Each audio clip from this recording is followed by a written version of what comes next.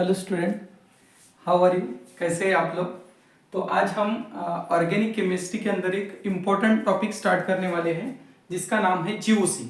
अभी देखिए, जब भी आप क्लास 12 के अंदर आपको ऑर्गेनिक केमिस्ट्री आप पढ़ते हैं तो उसके अंदर एक बहुत इंपॉर्टेंट कॉन्सेप्ट आता है। मतलब जो भी आप केमिकल रिएक्शन करेंगे और आपके क्लास 12 के अंदर जो जितने भी टॉपिक है, देखिए जैसे हेलोअल्किन, हेलोअरीन है, एल्डिहाइड कीटोन है, तो बच्चे डायरेक्टली क्या करते हैं कि ये जो क्लास 11 में जनरल ऑर्गेनिक केमिस्ट्री है, बेसिक वाला पार्ट है, इसको स्किप करते हैं बहुत बार 11 का पोर्शन, और डायरेक्टली जब क्लास 12 में ऑर्गेनिक केमिस्ट्री पढ़ने जाते हैं तो उनको बहुत डिफिकल्ट लगता है। मतलब क्या है कि सभी रिएक्शन, इतनी सारी केमिकल रिएक्शन हमें लर्न करना है, तो उनको जब प्रॉपर मैकेनिज्म पता नहीं रहता है रिएक्शन का कि रिएक्शन को कैसे सॉल्व करेंगे हम, तो उसी का कॉन्सेप्ट जो है वो जीओसी के अंदर आता है। मतलब कोई भी बॉन्ड जो होता है, मतलब कार्बन की रिएक्शन जब होती है तो बॉन्ड कैसे ब्रेक होता है, होमोलिटिक फिजन क्या है, हेटेरोलिटिक फिजन क्या है, मतलब अटैक करने वाले ग्रुप कौन से है। अगर आपको इलेक्ट्रोफाइल, न्यूक्लियोफाइल पता है, कार्बन कार्बन का या कार्बन के साथ जो भी जुड़ा हुआ है वो बॉन्ड कैसे ब्रेक होता है, कार्बन के ऊपर पॉजिटिव चार्ज आता है, कार्बन के ऊपर निगेटिव चार्ज आता है,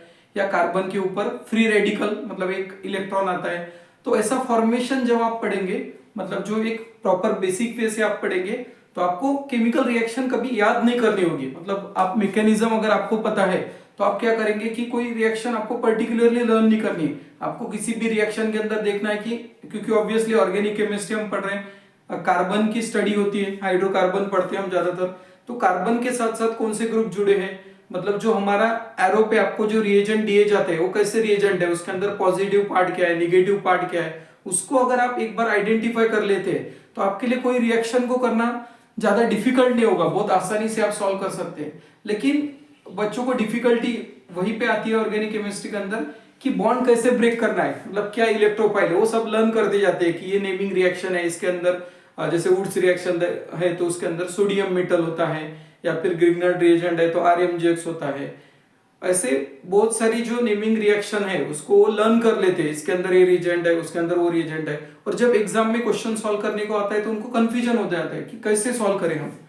तो देखिए, हम उसी कॉन्सेप्ट को आज क्लियर करते हैं। आज बहुत बेसिक से देखेंगे। अभी जीओसी तो है, जीओसी का फुल फॉर्म होता है जनरल ऑर्गेनिक केमिस्ट्री, तो आज मैं बहुत बेसिक चीजें आपको बताने वाला हूं, और इसी के अंदर फिर हम जो जीओसी की प्लेलिस्ट है, इसके आगे वाले वीडियो में हम डिटेल में पूरा जीओसी पढ़ेंगे। इसके साथ साथ इसमें पूछे जाने वाले जेईई मेंस के एडवांस के सभी क्वेश्चन को सॉल्व करेंगे। मतलब बहुत डिटेल में अगर आपको जीओसी पढ़ना है तो आप इस लेक्चर से स्टार्ट कर सकते हैं। यहाँ पे बहुत बेसिक आपको चीज बताऊंगा, मतलब जिसको जीओसी का जी भी नहीं पता है तो उसको भी ये पार्ट समझ में आ जाए, इस तरीके से मैं कवर करूंगा। ओके, तो देखिए, जीओसी होता है जनरल ऑर्गेनिक केमिस्ट्री। अभी जब भी हम ऑर्गेनिक केमिस्ट्री पढ़ते हैं तब हमारे पास आता है कार्बन। ओके, अब ये कार्बन है क्योंकि स्टडी ऑफ कार्बन कंपाउंड को हम क्या कहते हैं, ऑर्गेनिक केमिस्ट्री। तो कार्बन है आपके साथ। अभी कार्बन के साथ कौन कौन से ग्रुप जुड़े हैं, और कार्बन का, जैसे कार्बन की वैलेंसी 4 है, आपको पता है आप सब लोगों को, ठीक है। अब जब भी कार्बन के साथ कोई एटम जुड़ा होगा, जैसे फॉर एग्जांपल मैं अगर एटम ए कहूं यहाँ पे, ठीक है, अगर ये एटम कार्बन से ज्यादा इलेक्ट्रोनेगेटिव है तो इसके ऊपर माइनस चार्ज आएगा, या पार्शियल नेगेटिव चार्ज भी बोल सकते हैं हम, जब बॉन्ड के अंदर है। और जब भी ये निगेटिव अगर ग्रुप है तो ये क्या करेगा, इस बॉन्ड के अंदर ये जो दोनों इलेक्ट्रॉन आपको दिख रहे हैं, इन दोनों इलेक्ट्रॉन को अपने तरफ खींचेगा। देखिए, तो आपको सबसे पहली चीज तो ये देखनी है कि अगर कार्बन और ए के बीच में बॉन्ड है, एक बॉन्ड के अंदर होते हैं बेटा 2 इलेक्ट्रॉन। अभी क्या होगा, ये अगर ज्यादा इलेक्ट्रोनेगेटिव है तो ये दोनों के दोनों इलेक्ट्रॉन अपने तरफ लेके जाएगा। फिर ये जब बॉन्ड टूटेगा, ये जब बॉन्ड टूटेगा तब क्या होगा, आपके कार्बन के ऊपर पॉजिटिव चार्ज आएगा, इसको रिमेनिंग 3 बॉन्ड तो रहेगी, एक बॉन्ड टूट गया है, और यहां से ये A माइनस निकल जाएगा। अब ये बॉन्ड कैसे ब्रेक हुआ है, अनइक्वल डिस्ट्रीब्यूशन हुआ इलेक्ट्रॉन का। बॉन्ड के अंदर तो दोनों के 2 इलेक्ट्रॉन थे, लेकिन जैसे बॉन्ड टूटा वैसे दोनों इलेक्ट्रॉन A लेके गया है। ओके, तो ऐसा जब भी बॉन्ड फ्यूजन होता है उसको हम कहते हैं बेटा हेटेरोलिटिक फ्यूजन। हेटेरोलिटिक फ्यूजन क्या होता है, हेटेरोलिटिक फ्यूजन, हेटेरो का मतलब होता है डिफरेंट और होमो का मतलब होता है सेम। अभी देखेंगे हम होमोलिटिक फ्यूजन का एग्जांपल भी देखेंगे।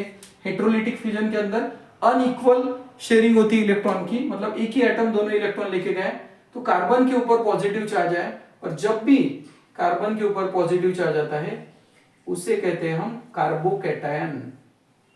कार्बोकैटायन, या कहीं कहीं भी किस बुक में आप क्वेश्चन सॉल्व करेंगे तो आपको दिखेगा इसको कार्बोनियम आयन भी बोला जाता है। कार्बो मतलब कार्बन है और कैटायन मतलब कार्बन के ऊपर पॉजिटिव चार्ज।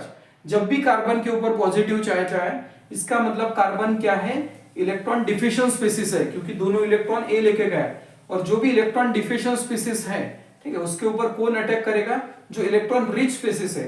अगर मैं यहाँ पे आपके पास दो ग्रुप लाऊं, जैसे अगर मेरे पास यम है जिसके ऊपर प्लस चार्ज है और यन है जिसके ऊपर माइनस चार्ज है, अगर मैं आपको कहूं कि आपको यम प्लस या यन माइनस में से किसी एक का अटैक कार्बन के ऊपर करना है तो आप कौन सा अटैक करेंगे। तो यहाँ पे ऑब्वियसली आप देखेंगे कि जो निगेटिव वाला पार्ट है वो पॉजिटिव पे अटैक करेगा, क्योंकि ये निगेटिवली चार्ज एटम आपको दिख रहा है यहाँ पे। तो इसके ऊपर आप देखेंगे निगेटिव चार्ज है, मतलब ये हो गया न्यूक्लियोफाइल, इलेक्ट्रॉन रिच स्पीसीज। इसको हम क्या कहते हैं, न्यूक्लियोफाइल। अब न्यूक्लियोफाइल एक आपका एक टाइप का अटैकिंग रिएजेंट ही होता है बेटा। न्यूक्लियोफाइल मतलब क्या होता है, जिसके ऊपर आपके पास निगेटिव चार्ज आता है उसको न्यूक्लियोफाइल, या फिर जिसके पास इलेक्ट्रॉन डेंसिटी होती है, या तो इसके पास लोन पेयर हो या फिर निगेटिव चार्ज हो, जो इलेक्ट्रॉन जिसके पास ज्यादा इलेक्ट्रॉन रिच स्पीसीज जो होती है, इसे हम क्या कह सकते हैं, इलेक्ट्रॉन रिच स्पीसीज। और ये जो यम प्लस होता है आपका, ये होता है आपके पास इलेक्ट्रोफाइल। इलेक्ट्रोफाइल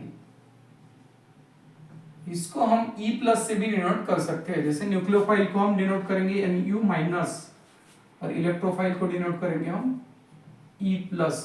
ठीक है, जैसे मैंने एग्जांपल के लिए तो आपको M प्लस और N माइनस दिया था, ऐसा तो हमने नोटेशन दिया है जस्ट, मतलब M प्लस मतलब कोई ग्रुप नहीं है जो अटैक कर रहा है। तो इलेक्ट्रोफाइल के अंदर तो ऐसे बहुत सारे ग्रुप आ सकते हैं जो पॉजिटिवली चार्ज स्पीसीज है या फिर जो इलेक्ट्रॉन डिफिशिएंट स्पीसीज है। देखिए इलेक्ट्रॉन डिफिशिएंट स्पीसीज, जो भी इलेक्ट्रॉन डिफिशिएंट स्पीसीज है उसे कहते हैं हम इलेक्ट्रोफाइल, और जो भी इलेक्ट्रॉन रिच स्पीसीज है वो कहते हैं, उसको कहते हैं हम न्यूक्लियोफाइल। इस सभी को हम डिटेल में पढ़ेंगे, अभी तो मैं एक बेसिक आइडिया दे रहा हूं आपको। जैसे देखिए कार्बन के साथ एक एटम ए था, जब बॉन्ड ब्रेक हुआ दोनों इलेक्ट्रॉन ए लेके गए, हेट्रोलिटिक फ्यूजन हमने कहा, क्योंकि क्या हुआ है, अनइक्वल डिस्ट्रीब्यूशन हुआ है, मतलब एक ही इलेक्ट्रॉन दोनों लेके गए।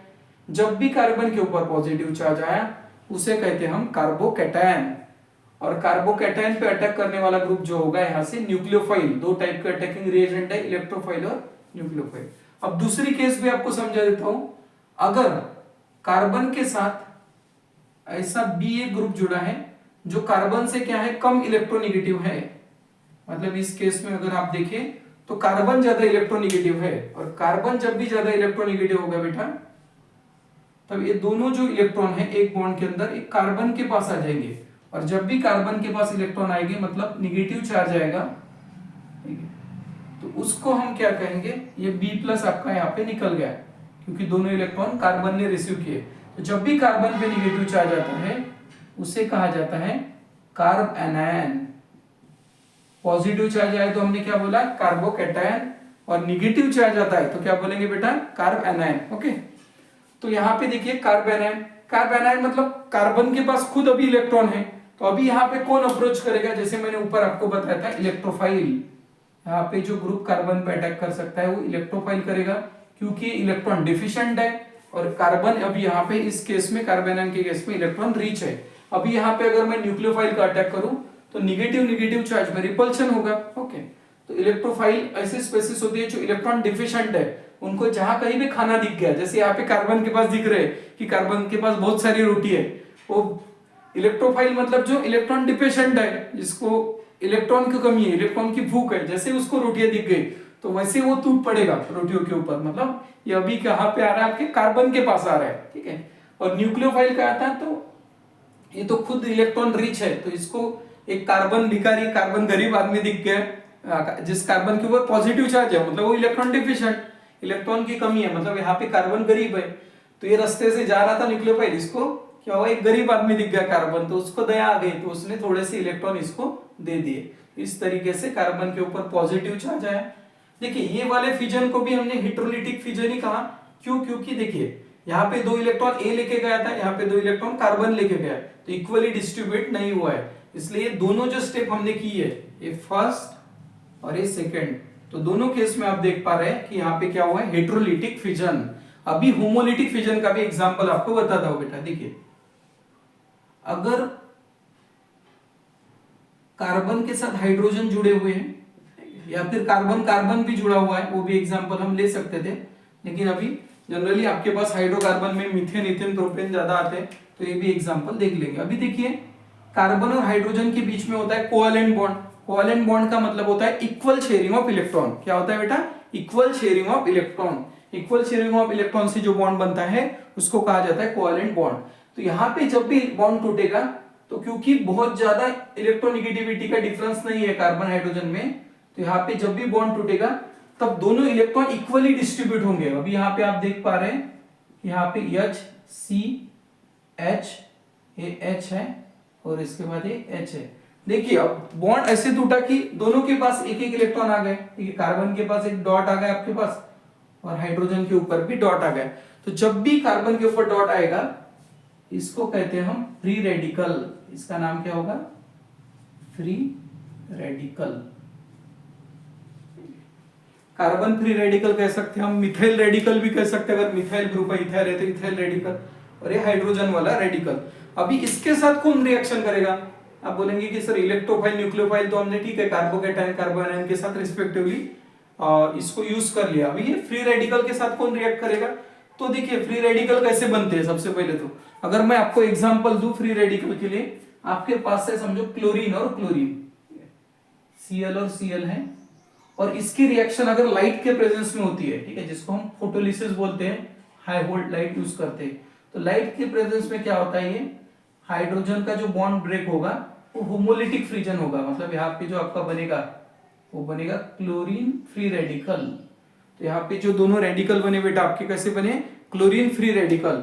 तो यहाँ पे क्लोरीन फ्री रेडिकल है और यहाँ पे कार्बन फ्री रेडिकल है, तो इन दोनों में जो बॉन्ड बनेगा वो फ्री रेडिकल का बॉन्ड बनके, जैसे यहाँ पे एक डॉट और एक डॉट को अगर ज्वाइन करेंगे तो यहाँ पे एक बॉन्ड का फॉर्मेशन होगा। तो इस तरीके की रिएक्शन भी कार्बन दिखा सकता है। तो अगर आप यहाँ पे टोटली देखें तो कार्बन के अंदर 3 रिएक्शन हो सकती है। या तो कार्बन के साथ कोई निगेटिव ग्रुप जुड़े जो दोनों इलेक्ट्रॉन लेके जाए तो कार्बन के ऊपर पॉजिटिव चार्ज आएगा, या तो फिर कार्बन के साथ ऐसा कोई ग्रुप जुड़े जो कार्बन से कम इलेक्ट्रोनिगेटिव है, तो उस केस में कार्बन दोनों इलेक्ट्रॉन लेके जाएगा। कार्बन दोनों इलेक्ट्रॉन लेके जाएगा तो कार्ब एनायन बनेगा, और कार्बन के पास से अगर कोई 2 इलेक्ट्रॉन लेके जाएगा तो कार्बोकेटायन बनेगा। तो ये कॉन्सेप्ट तो आ गए, कार्बोकेटायन बना तो न्यूक्लियोफाइल अटैक करेगा, और कार्ब एनायन अगर आपका बनता है तो यहाँ पे इलेक्ट्रोफाइल अटैक करेगा। और तीसरी चीज ये हो सकती है कि कार्बन के जैसी इलेक्ट्रोनिगेटिविटी वाला अगर ग्रुप जुड़े, कि जैसे दोनों में बहुत ज्यादा डिफरेंस नहीं है इलेक्ट्रोनिगेटिविटी के अंदर, तो उसमें आप देखेंगे बेटा कि होमोलिटिक फिजन होगा। ये फिजन को क्या कहेंगे आप, क्या नाम देंगे? Homolytic fission. इसका नाम क्या कहलाएगा? Homolytic fission. तो होमोलिटिक फिजन मतलब इक्वली ब्रेक हुआ है, यहाँ पे कोई झगड़ेबाजी नहीं की है, कार्बन और हाइड्रोजन में कोई झगड़ा नहीं हुआ, ठीक है, तो दोनों के बीच में इक्वल डिस्ट्रीब्यूशन। मतलब इसका एग्जांपल जनरली मैं ऐसे देता हूँ कि मतलब एक घर में आपने पिज्जा ऑर्डर किया है, तो जैसे यहाँ पे कार्बन और ए के केस में घर के अंदर एक छोटा भाई ए जो ज्यादा जिद्दी है, तो जब भी वो पिज्जा को कट करेंगे तो उस केस में ए क्या करेगा, ज्यादा से ज्यादा पार्ट जो है वो अपने तरफ ले लेगा, अपने तरफ लेगा, मतलब देखिए निगेटिव चार्ज आया तो कार्बन के पास बेचारे थोड़ा सा ही पार्ट बचेगा। इधर अगर हम देखें इधर के एग्जांपल में, तो अभी कार्बन जो है, ये जो छोटा भाई है बहुत छोटा है, तो ये जो बड़ा भाई है कार्बन, ये क्या करेगा कि चलो तुम थोड़ा सा ले लो, ज्यादा नहीं है तुम्हारे लिए, तो उसको अपना रोब दिखाएगा। तो उस केस में ये दोनों अपने इलेक्ट्रॉन पास ले लेंगे, मतलब पिज्जा ज्यादा से ज्यादा खुद खा लेगा। और यहाँ पे आप देखेंगे कि यहाँ पे दोनों जो भाई है उनके एज में ज्यादा डिफरेंस नहीं है, दोनों समझदार है, तो क्या बोलेंगे ठीक है आधा आधा कर लेते हैं, तो आधा आधा कर लेंगे। आपके घर में भी ऐसे कभी होता होगा। तो अगर हम इक्वली डिस्ट्रीब्यूट करें तो उस फिजन को कहलाएंगे हम होमोलिटिक फिजन।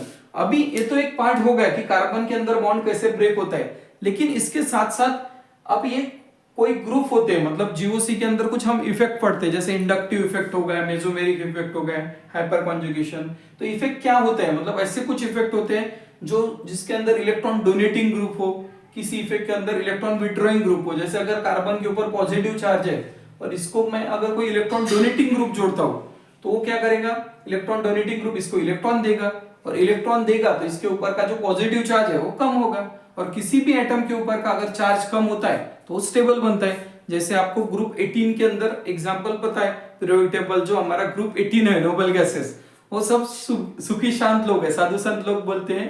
मतलब मैं तो उसे जब भी पढ़ाता हूँ तब साधु संत लोगों की कैटेगरी बोलता हूँ। मतलब उनको कुछ मोह माया कुछ नहीं चाहिए। मतलब क्या है कि हमारे नोबल गैसेस भी वैसे ही है। नोबल गैसेस क्या करते हैं, उन्हें इलेक्ट्रॉन की चाहत नहीं है, ना मैं किसी को इलेक्ट्रॉन दूंगा ना किसी से इलेक्ट्रॉन लूंगा।